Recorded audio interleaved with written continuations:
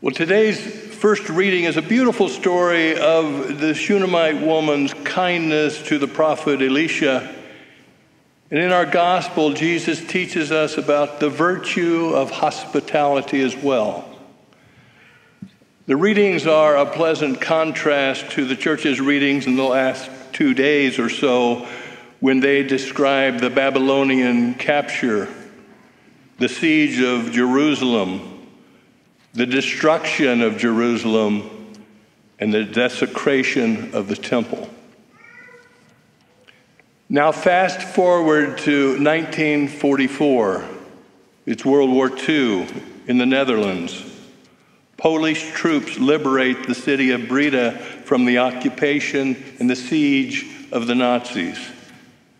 Following the war, in thanksgiving and in tribute to commemorate their freedom, the city commissions an artist to create a beautiful mosaic replica of Our Lady of Czestochowa, known as the Black Madonna, the patroness and protector of Poland. Now fast forward to last Monday. This monument of the mosaic of the Black Madonna is desecrated and defaced.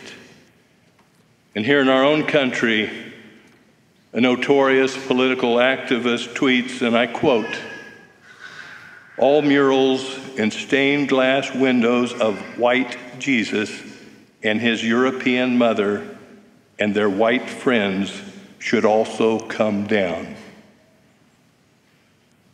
Our nation seems to be under siege by the culture. And sometimes I think about that proverbial frog in the pot of water that is warming to a boil. Am I becoming that frog? What will it take for me to recognize the danger and jump out of the pot? And please don't go home accusing me of politicking from the pulpit. For the scourge we face is not political. The scourge we face is sin. My intent is to call out sin and to remind us that Jesus has conquered sin, and he calls each one of us to holiness through repentance. People of good conscience must never turn a blind eye when citizens are being deprived of their human dignity. Yes, Black lives matter because all lives matter. Lives of the unborn, lives of the elderly, lives of the marginalized, lives of murderers in prison. Racism is a life issue. It's a scourge. A civil war, the civil rights movement, anti-discrimination laws have not healed it. And it won't be fixed by riots or slogans or the desecration of monuments. The answer, we must change our hearts. So back to the gospel. Jesus enjoins us to take up our cross and follow him. And how do we follow him? Well, we start by being kind, by offering a cup of water, by being hospitable. And in another gospel, Jesus instructs us to invite not only our friends, but the poor and the marginalized, those who are different.